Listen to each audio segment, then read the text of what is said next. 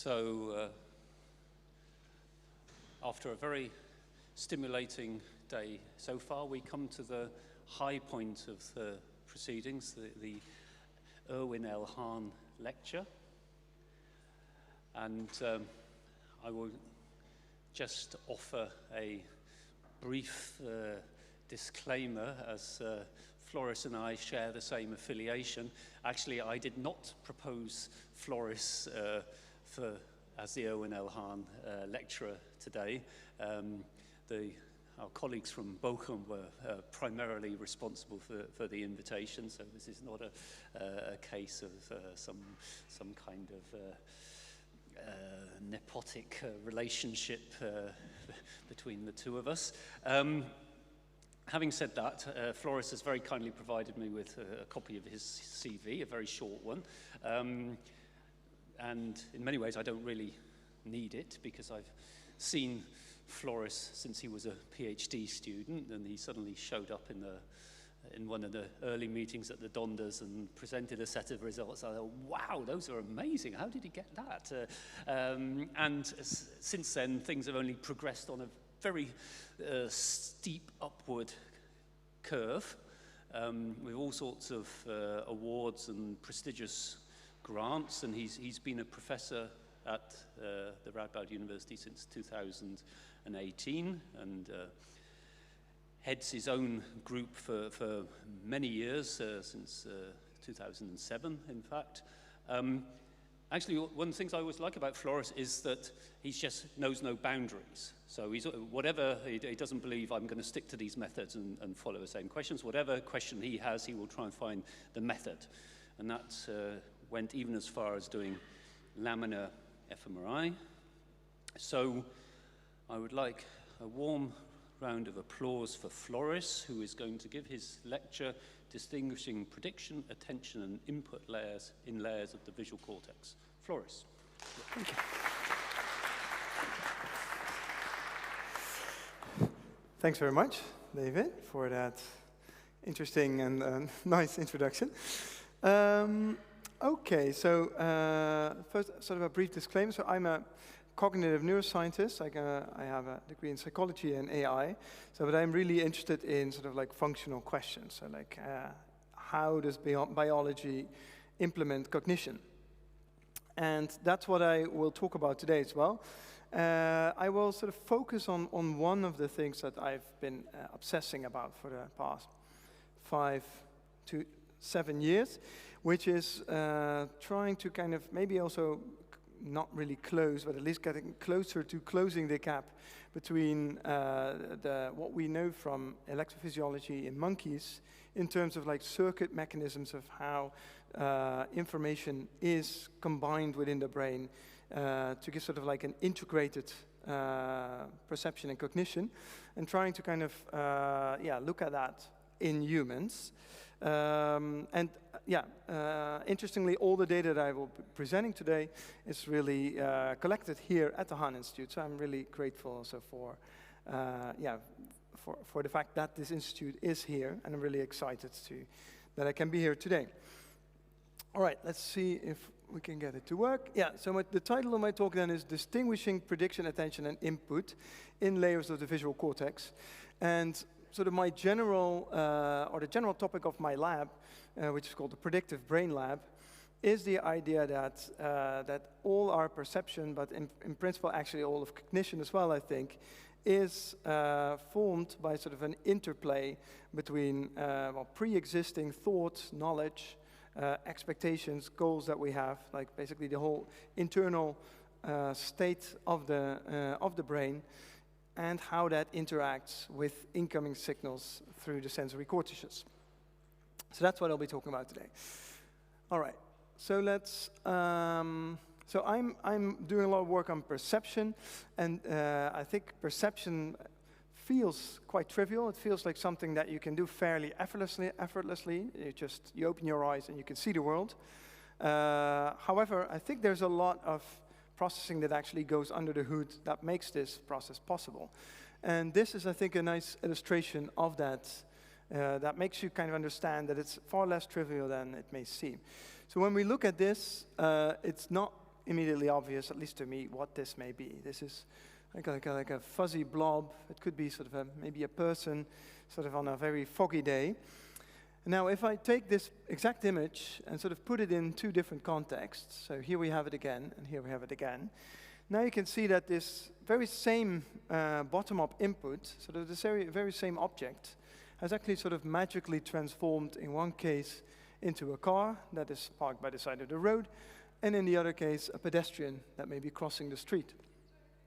So what you're doing here is you're sort of automatically using the context of the scene to interpret the elements of that scene, which basically gives already an intuition of how perception works. That perception is not just kind of build up from the bottom, where we would have like let's say a car detector that would detect this car, or a person detector that would detect this person, because the very same bottom-up input, except for a 90-degree rotation here, can actually be interpreted quite differently, in this case, sort of based on the knowledge you have about which kind of objects appear in scenes. All right, so to formalize it a bit, so some people have argued that perception can be conceptualized as a form of probabilistic inference. Now, what I mean with that is to give yet one other example. So let's take this input here and put it in a particular context. So here we have again a scene context from which we take some input. So just as in the previous example, what you can do, your brain can use this context to make sense of the incoming sensory signal. And this is often called probabilistic or Bayesian inference, or Bayesian inference is one specific form of inference. And famously, Reverend Bayes put forward this idea of how you can optimally combine incoming information or data, let's say, with prior information. So in this case, you could conceptualize this part of the input as kind of like a piece of data, providing a certain likelihood. And then when you combine it with the prior, which in this case can come from the scene, that will kind of give rise to sort of like a posterior, which is in this case sort of like the probability of a certain hypothesis, for example, that this is grass, given the data. All right, now, how people have often traditionally viewed perception is in a sort of like strictly bottom-up hierarchical fashion. So this is a scheme that has been quite influential in vision, where the way vision is conceptualized is like starting from the bottom, so where you would have the primary visual cortex somewhere here, and then signals would basically just propagate through the brain until they, let's say, arrive in the prefrontal cortex, where a categorization process would take place. And for those of you who have followed sort of like more recent developments in AI, I think a lot of the artificial neural network architectures to date still that are modeling things like visual categorization are of this form. So in that sense, there's still this sort of feed-forward, discriminative approach to vision is still, I would say, quite dominant in some fields of research. All right, yeah, so where you would have basically, at the bottom level, you would have feature detectors representing very sort of small receptive fields and simple features, and they would sort of like connect to ever more complicated feature detectors that would ultimately detect flowers, animals, etc. Now, so in somewhat contrary to that, or complementing that view, I should say, my lab has worked on a sort of more generative or predictive view on how perception works. And here we take some inspiration from actually the outside world. So here I'm showing you yet another illustration of where you would have features that comprise, or these features kind of coalesce to form, in this case, let's say a tail light of a car, and sort of again, sort of a tail light and a tire, etc. They sort of conspire to form a car, and here you see a car in that scene. And here again you see that this image in isolation will be fairly difficult to interpret, but you can actually make your job a lot easier when you embed it within the context of a car. So in this case, sort of like feedback from context from higher levels of organization can help you to disambiguate and constrain the interpretation of these lower levels. Now, we think something quite similar might be happening in the brain, where there are actually sort of neural regions that are dedicated to the analysis of each of these sort of simple features. So you have, at the very back of your brain, you would have a lot of sort of neurons that have very small receptive fields, so they only care about a very small part of the visual world, and they care about like very simple features. But you also have basically neurons that care about things like cars or houses or scenes, etc. So the idea now is then that feedback, for example, within the ventral-visual hierarchy can also help to kind of like constrain the processing of neurons at these earlier layers. So that is basically then going from the brain as kind of like a passive registration device to much more like a brain as a sort of an active hypothesis generator, where hypotheses about the causes in the world are generated at different levels. And in the end, there's kind of like a recurrent activity between all the different layers of the brain to kind of jointly generate sort of like a globally optimal percept. All right, so that's kind of like the general sort of research theme of my group, one could say. Now, and layers have a quite significant, or play a significant role in this general scheme. So I already told you that feedback signals can, in this case, embody things like expectations. So, for example, the fact that upon seeing some input, you may sort of form an expectation about what that input is that can be fed back again. They can embody expectations as well as goals and other sort of like higher order cognitive signals, whereas the feed-forward signals then from the bottom up could be thought of as sort of embodying the data, or in a way also sort of the updates to those kind of predictions. And we know from also some beautiful talks that were given already earlier today that these different streams, so the feed-forward versus feedback streams, have quite distinct representations. So here is yet another schematic of that. So when we, for example, look at the primary visual system, or primary visual cortex, we know that from neuroanatomy, that input into this area from sort of below, in this case, in the case of V1, below would be the thalamus. So the input into that area sort of most strongly targets the middle layer, from which it is kind of like fed throughout the cortical column. And then if from the area V1 to V2, it originates from the superficial, and then again kind of like targets the middle layers of V2. And this is a motif that is quite general. So I think Daniel called it also isocortex, and I think it's called isocortex for a reason. So there's really like a sort of a pattern that repeats itself throughout the brain. And that is, of course, then very attractive, because we can basically make use of these architectural principles. So the fact that feed-forward signals particularly target middle layers and originate from superficial layers, whereas feedback signals kind of avoid this middle layer and target mostly the deep and the superficial layers. So this neuroanatomical fact, of course, is a simplification, but this notion is going to be very helpful into trying to see like whether how areas are actually activated. So we can potentially study that by looking at laminar activity profiles within regions. Okay, now one sort of to get us started, one sort of experiment that we kind of started off with. So this is a little bit historical also. So you could almost say to try to sort of benchmark the idea that this would be possible at all, was we tried to sort of generate a situation where people perceive something that is actually not there in the outside world. So in other words, a situation where there is no sort of input into some neurons in the visual system, yet there's like a distinct sort of like perceptual experience of something happening. Now, and one of those manifestations is provided by a visual illusion, which many of you in the audience will be familiar with, the kinesia illusion. So when I present you with this kind of like arranged set of Pac-Man stimuli, I doubt that, you basically see just that, right? So you see these 4 circles that all have like a little bite out of them.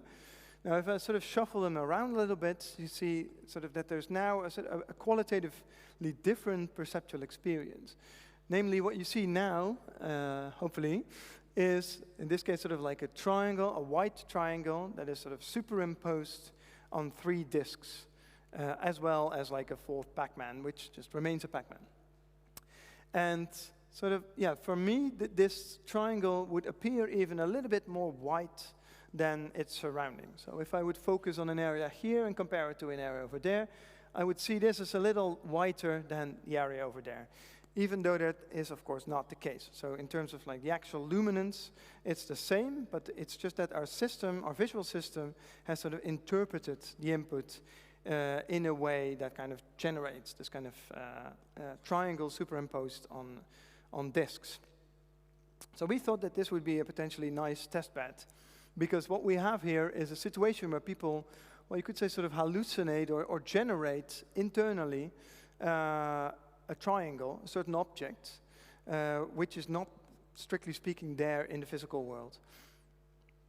And we thought that this might actually happen because of, or what might be happening here is that you have feedback from, in this case, maybe an area like LOC that is, or maybe even a little bit below, but an area that basically cares about shapes, that basically sends a feedback signal potentially back all the way to the primary visual cortex, that basically tells, or that is a sort of an instantiation or an implementation of such sort of a predictive process. So in other words, feedback from higher order to lower order areas may sort of activate this perceptual hypothesis, even in the absence, in this case, of any bottom-up evidence. And one of the reasons why we thought that that might be the case is because of some earlier work, also by Tyson Lee, using electrophysiology in monkeys. And what they found in this case is that if they look at spiking activity on neurons that have their receptive field on an illusory figure, what they see is that that in a time window, like about 100 milliseconds after the stimulus is presented, there's like an increase in firing rate in those neurons, which you do not have when you, for example, rotate the corners, such that there is no illusory perception. And you can also see that the time course here is quite a bit delayed compared to the situation when you actually present a line or an actual square. So in that case, of course, there is bottom-up information that will activate that area. So in that case, you have after like 40 to 50 millisecond delay, you have a very strong response. In the case of just the illusion, you also get a response, but it's much delayed. All right, so the first thing that we wanted to see in humans is like whether we could replicate this pattern of results. So whether there is indeed also an increase in primary visual cortex when people are hallucinating a triangle. This is work by Peter Cook, at that time a PhD student in my lab. And we did something extraordinarily simple, you could say. We simply took blocks where people were watching at stimuli like this, and we had blocks where people were watching stimuli like this, and we simply subtracted one from the other, so you get a contrast image, so you get and you can see which areas are activated. And when you look at that in sort of like brain space, so here we're just looking at the occipital pole for one particular participant, you can see that that doesn't really look very meaningful. So you see some red blobs, you see some blue blobs, but that doesn't really make, that doesn't really make a lot of sense yet. However, for each and every of those voxels in, for example, the primary visual cortex, you can establish which part of the visual field it is most responding to. So we used for this a method called population receptive field method mapping, already also introduced earlier today, where you can effectively, for every voxel, determine like which part of the screen or which part in the visual world in retinotopic coordinate frame it is mostly responding to and how large its receptive field is. And if we have that knowledge, so this is like from a separate session, we can basically repaint this activity map, sort of this contrast map, but now in a more intuitive way, namely in sort of in the same space as the stimuli live. So that's when you see here. So this and this is exactly the same data, but now kind of transformed into this kind of like more visual space. And what you can then hopefully appreciate is that we see here sort of a stronger activity in V1 voxels that have their receptive field on the triangle. And what we also see is like a suppression of activity for V1 neurons that have their receptive field on the inducers. All right, so this is for one subject. Here I'm showing you sort of group data. So here we had like 4 different triangles. And you can see that in all these cases, it looks roughly the same. We also can do this when people are engaged in different tasks. So in one case, we had people really like attend to the figure. We call that the figure task. But we also had a session where people were doing something entirely different. They were doing a very complicated task at fixation. And you see that it doesn't really matter. In both cases, you get sort of an increased activity in V1 neurons that have their receptive field on the triangle, sort of in line with what we find in monkey neurophysiology. But of course, what we were this is in a way just sort of like the warm-up, because what we were really interested in is like, okay, but if there is this kind of extra activity in the primary visual cortex, even though there is no bottom-up information in that area, so what is then the laminar profile of such kind of like internally generated activity? So that is basically the next study that we did. And here we recorded layers at 7 Tesla, so around the corner here in the institute, where we used gradient echo EPI sequences at 0.8 millimeters. And I think Daniel Charot explained sort of the method already to some level of detail in his talk.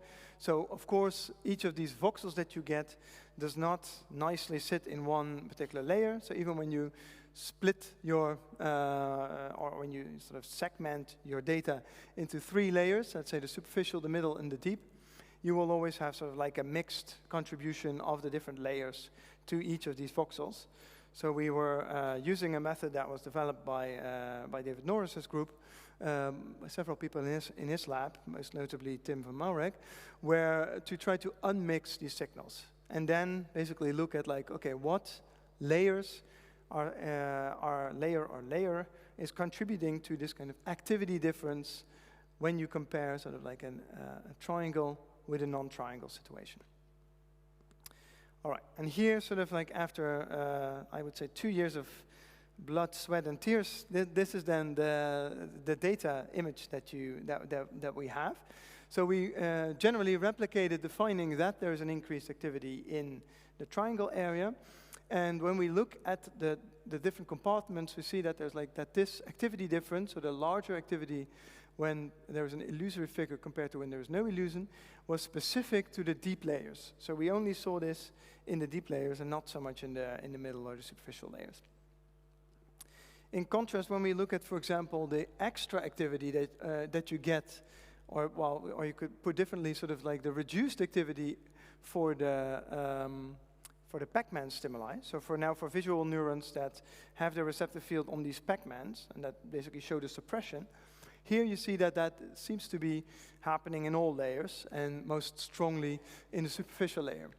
And similarly, when you just put a checkerboard on the visual neuron and look at what the signal change is over layers compared to baseline, this is of course a very unspecific contrast, then we kind of see this kind of general increase when going from the deep towards the superficial layers. That is consistent with what we also know about sort of like blood signals kind of draining from the deep to the superficial layers. So in that sense, this is kind of like a pattern that we often see that is also to some degree methodologically caused by the methods that we use to measure the signal. But it's in quite strong contrast with the difference that we see here for this kind of like illusion. Yeah, okay, and this is yet another way to show that.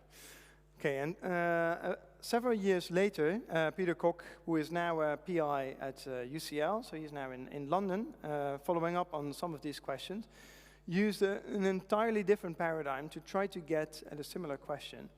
And here he did not look at things like illusions, but more at sort of a more pure form of prediction, one could say, where people were basically given an expectation by a central cue about what kind of stimuli they were likely going to see.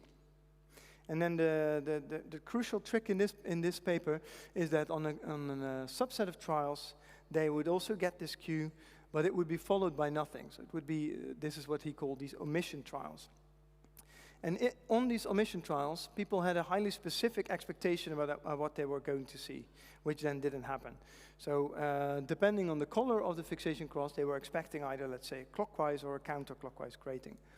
And then when Peter and colleagues looked at orientation-specific signals in the primary visual cortex, what they found is that there is indeed such an orientation-specific bold signal, but this was particularly, again, in the deep layers and not so much in the middle or the superficial layers. So kind of corroborating the idea that when there is kind of an internally generated thought, you could say, that has specific visual content, that you get a content-specific activation that lives particularly in the deep layers. All right. Now, one sort of more form of thought that I wanted to explore with you today is something that actually I started with also in my scientific inquiry, which is mental imagery, sort of the imagination. And imagination is something that I think almost all of us engage in a lot, not just in research, but I think it's planning. I think mental imagery is central to almost all cognition that is not kind of bound to the here and now. And it entails sort of the generation of certain content that you don't have in front of you at this moment in time, as well as the attention to that kind of mentally generated content. Now, for one very popular task that people have used to study mental imagery is, for example, things like mental rotation. If I ask you whether this is a normal R or an inverted R, sort of like a mirror image of an R, you can all effortlessly answer this, but you would probably, if you introspect a bit, what you're doing is kind of you're like mentally rotating this R into an upright position, and then you sort of like look at the image that you then have after that form of mental rotation. Now, that's what I mean with mental imagery. And mental imagery can be thought of as a sort of like a pure top-down signal. So there is this paper from, by now, sort of a classic of like 15 years ago by the lab of Frank Tong, where he asked people to engage in what you could call mental imagery. They call it visual working memory, but I think it's indistinguishable. So what they did, what Stephanie Harrison and Frank Tong did, is they presented people with two gratings that had different orientations. And then afterwards, they gave people a cue, in this case, for example, the digit 2, that told them to remember or to basically maintain one of those gratings in their mind's eye for a very long period of time. So here there's like an 11-second period where there's nothing on the screen, it's just a gray screen, but people are trying to sort of like maintain a visual image of a grating. And they have to do that quite well, because afterwards they get a test image that is only slightly rotated with respect to their mental image. And they have to say whether that test image is a little bit clockwise or counterclockwise with respect to what they had in mind. So you can, of course, then also make it more and more difficult. If people are really, really good, you can make the difference just extremely small. Now, and the interesting finding of this paper, about 14 years ago now, is that when you look at the activity patterns in the primary visual cortex, you can quite reliably read out what people are sort of mentalizing about at that moment in time. So after sort of like this initial period of about 4 to 6 seconds, where you cannot classify anything because both stimuli were presented. So, but after that, you can kind of see that both in V1 and in V1 to V4, you can quite accurately sort of classify which of the two stimuli people were memorizing or mentally maintaining. And at the time, that was a big deal because people weren't sure whether the visual system would indeed be involved in such kind of like higher level cognitive processes.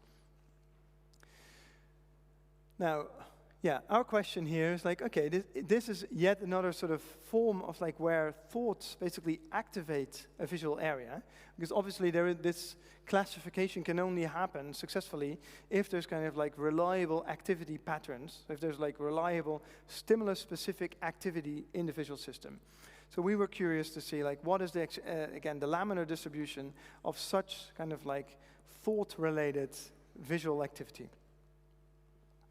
Now, obviously, we know now that when you have bottom-up information that activates the primary visual cortex, that will generate certain patterns of activity. And we also know that you can sort of activate similar patterns of activity in the primary visual cortex from the top down, so by just thinking about it. So yeah, I didn't mention that, but actually in the study here, this this classification is actually a cross-classification. So it's a classifier that is trained on actual bottom-up stimulation, where people were not even attending those stimuli, and then it's kind of tested on that kind of like the period where people are not seeing anything, but just making up those images in their mind. So we know already that kind of at a macroscopic scale, these patterns are similar. But obviously, again, keeping in mind again the laminar, what we know about neuroanatomy, we would expect that this kind of bottom or these top-down activity patterns should not kind of activate the middle layer, or at least that was our hypothesis, because this is an activity that is generated purely again from above in the absence of any bottom-up input. All right, so to test this, we put people in pretty much exactly the same task as the original Harrison and Tong paper. So people had 2 samples, then a queue, and a very long working memory period. And the working memory period is the period of interest here. So we're going to look at like what happens in this period where people are not seeing anything, but are memorizing 1 of 2 gratings. And then we have a separate session where we map out sort of like the orientation preferences of the visual system. So obviously there are some neurons and some voxels in the visual system that are going to like one orientation more, and there's other voxels that are like other orientations more. And those orientation preferences, as you probably well know, they live on different spatial scales. So they live on very fine spatial scales, sort of like pinwheels of orientation, but they also live on somewhat larger spatial scales, where you have things like radial biases. And the larger spatial scales you see exemplified here, where there's like on the ventral bank, you see sort of more voxels that prefer counterclockwise stimuli, and on the dorsal bank, you see more voxels that prefer clockwise orientations. Okay, so here we are, I'm showing you the bold signal over time. Sort of this is a slow event-related design for 2 populations. Basically for the population that prefers the stimulus that people are maintaining on a particular trial, and the bold response for the population that prefers the stimulus that is discarded on that trial. So the non-preferred, if you will.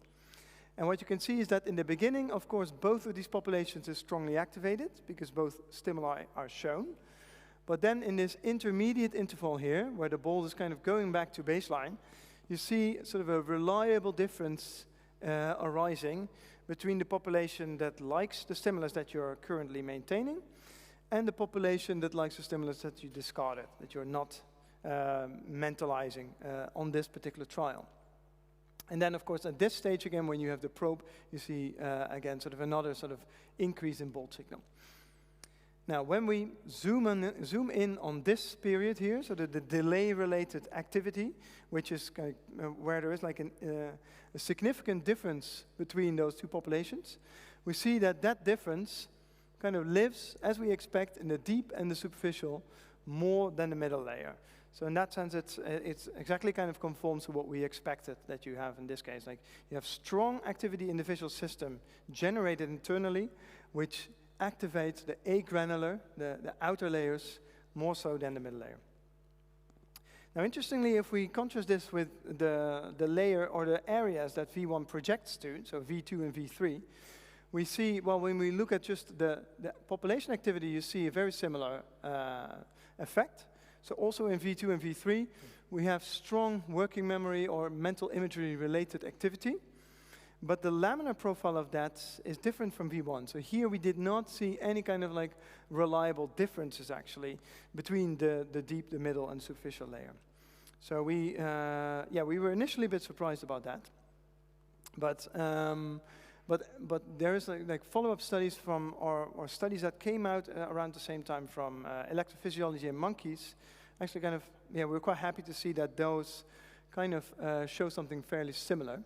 And the interpretation we have for this, but this is at the moment still speculation, we would need to do more studies to really make this a robust interpretation.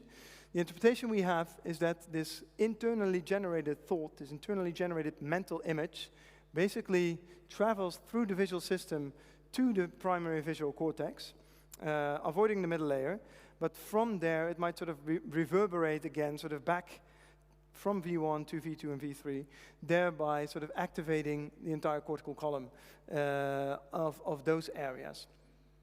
Now, one may ask, okay, but why wouldn't it also sort of go back even further from V1 to the thalamus? And that might have to do with the specific content of the mental image in this case. Because what people were mentalizing was really like orientation-specific stimuli. So it might be that V1 is just kind of like the area that would be sort of like most suitable for maintaining content of that form. Okay, and we were quite pleased to see that a group in Amsterdam by Peter Roelfsema, Matthew Self, showed fairly similar sort of like data, but now using sort of laminar probes in monkeys, doing sort of a working memory task. In this case, it's not exactly mental imagery, because it's of course quite difficult to ask monkeys to engage in mental imagery, but it is also, in this case, the monkeys are sort of mentally maintaining a particular location of space that they later want to do something with. And in that maintenance period, they see in the current source density plots, they see this kind of like maintained activity in the deep and the superficial layers, but not in the middle layer, kind of in sort of pleasing symmetry to our results.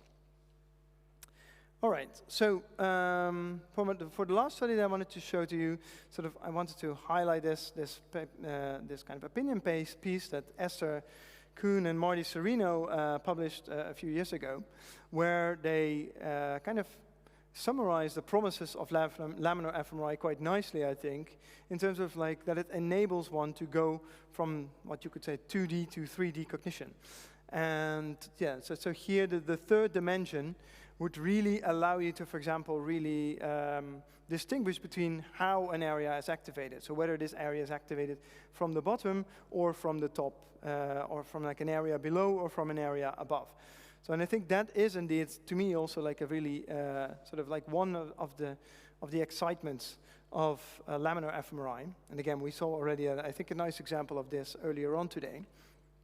But yeah, to really, this is, I think, for now, still mostly a promise, I think. I don't think there's many studies that have really tried to kind of dial up or down the amount of activity in an area from, for example, either like an area below or an area above.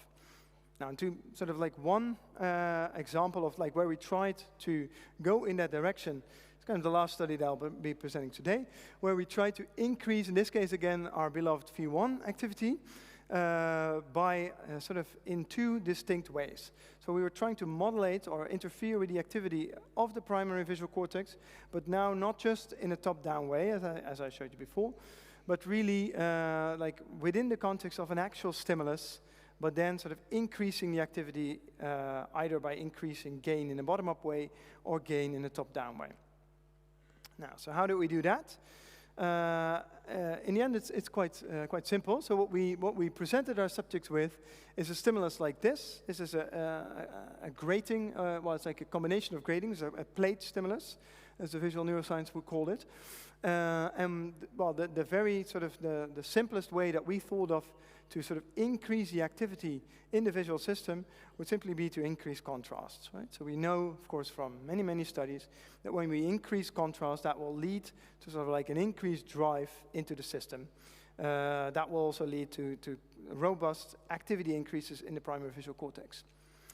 Now, in our preferred way of, in this case, like increasing the gain of activity in a top-down manner was more like a feature-based attention manipulation. Because here we wanted to have one and the same stimulus, but still sort of manipulate attention in a robust way. And the way we went about it in this case is we asked people on different blocks to either attend to sort of like the clockwise aspects of this stimulus or the counterclockwise aspects of that stimulus. And specifically what happened was that the stimulus would sort of like go on and off within a particular block, and it would occasionally kind of the spatial frequency would be changed it would be like a little bit, effectively the bars would become a little bit thinner or a little bit thicker. And that was something that the people had to attend to and detect. And that could happen in both the clockwise and the counterclockwise dimension. And that basically allowed us to have the same stimulus, but different attentional sets, and thereby increase the gain of one of those populations in a top-down manner. And we, of course, were hoping to find that that would kind of like particularly modulate the agranular compared to the granular layer. All right. So this is the task setup. People got an attention cue, which basically told them which of the two features they had to attend to. And then they got this stimulus block. And at the end, they got feedback about how many, how correct they were. And we had sort of a bottom-up signal increase in terms of contrast, and we had a top-down signal increase in terms of attention. And again, this was modeled after a paradigm from Frank Tong's lab. Now, the first thing that we wanted to check, that we were happy that it actually worked out well, was to see whether sort of our manipulations indeed worked. So when we start with contrast, so when you, so here we see the three areas combined. Here you see them separately. You can see that whenever you compare sort of a dark bar with a fainter bar, so for example, the red dark bar with the faint bar here, here, and here, or the blue dark bar with the faint bar, you can see that in all cases the darker bars have higher signal than the light bars, which means that when stimuli were of high contrast, there was more bold signal than when stimuli were of low contrast. And of course, this is not very surprising, but it is a necessity to see in order to actually start looking at the laminar profile. And you can also see that this effect is a bit larger in V1 than in V2 and V3, which again is like well in line with what we know from the visual system, where V1 is more contrast sensitive than downstream areas. Now, if we look at the modulation by attention, so here we also see that this manipulation is successful. So now we focus on the same stimulus, but different attention. And then when we, for example, start with a high contrast stimuli, you see that when a feature was attended, or when we look at the, because we split here again our V1 into populations that like one versus the other feature. And you see that the population that prefers sort of the attended feature has a higher bold signal than the unattended, again in V1 and V2 and V3. And this is again true for both the high contrast and the low contrast stimuli. So we have, in a sense, two main effects here. We have a main effect of contrast, which increases the visual system, and we have a main effect of attention that increases the visual system. And so now we can proceed to what we're actually interested in, which is like, is there a difference in laminar profile of those two modulations? And that's what I'm showing you here. So let's start with contrast. So, let's start with attention. So when we look here at the bold signal now split for the population that is sort of the attended population compared to the population that is unattended. So here we kind of average, of course, across the specific clockwise and counterclockwise trials and populations, and we kind of like re-sort them into sort of attended and unattended. And then you can see that there's, here I'm just showing you again what I showed you on the previous plot, and here you can see the laminar effect, so the laminar distribution of this attended minus unattended effect that you see here in the middle. And when we compare that with the activity difference as a function of contrast, you can see that the laminar distribution here of that activity difference is quite different. So for the contrast manipulation, we see that that effect is actually largest in the middle layer, larger compared to the deep and the superficial layers, whereas for the attentional effect, it seems to kind of peak in the superficial layers. And indeed, when you kind of like, so here we sort of summarize the data in terms of like, is the manipulation or is the activity difference, to which degree is it in the granular layer compared to the agranular layer? You can see the contrast effect is strongly in the agranular layer, whereas the attention effect is like modestly in the agranular layer. So that's why you see a positive effect here. And yeah, there's like a significant difference between those. And you can see that most subjects indeed have this kind of difference between the attention modulation and the contrast modulation. All right, so that brings me sort of to my conclusions. I think sort of my generally, I try to convince you of the fact, although I only showed you a handful of prediction studies, but that the brain is kind of like not just sort of receiving and reacting to input from the senses and then sort of elaborating on that input, but that it is actively trying to sort of anticipate those inputs, and that there is within the brain really sort of like a recurrent activity between that is kind of embodying the interplay between predictions that are generated by the brain and the updates of those predictions that are furnished by the input into the brain. And I think sort of laminar fMRI is really an exciting tool to try to really understand better how that interplay is taking place. And I think by now, so we started by, in a way, benchmarking laminar fMRI by taking textbook cases of where we know that an area becomes activated, like things like mental imagery or attention, and indeed observing sort of like layer-specific activity that conforms to neuroanatomy. And I think now the time is also ripe to try to scale this research effort up and try to kind of put more meat on the bone of this kind of predictive process architecture. So, in other words, the brain, I think, actively makes predictions to try to learn and infer causes of sensory input. And yeah, the separation of predictions from sensory input by virtue of their laminar profile, I think, is a very exciting area of research that I hope I will have the time and resources to look at more within the Erwin Hahn Institute. All right, final slide. So this is a paper that came out like a week ago or so, which got me very excited. I immediately emailed it to David, where they propose sort of in vivo direct imaging of neuronal activity at very high temporal-spatial resolution. So what they propose here in this paper, which of course is anesthetized mice, and it's a very specific setup that we'll need to see whether it can be scaled up to humans. But I thought it was quite interesting that here they said that the MRI signal captured sequential and laminar-specific propagation of neuronal activity along the thalamocortical pathway. So I think if anything like this would indeed be possible in like 5 to 10 years ahead, I think that's going to be a very bright future for the Erwin Hahn Institute as well. All right, with that, I would like to thank well, the people that mostly did the work that I presented today, in particular Peter Cook and Sam Lawrence, who was a postdoc in my lab, as well as the MR physics team at the Donners and also here at the Erwin Hahn, particularly David Norris, Peter Koopmans, and Tim van Maurik. And I would like to thank you for your attention.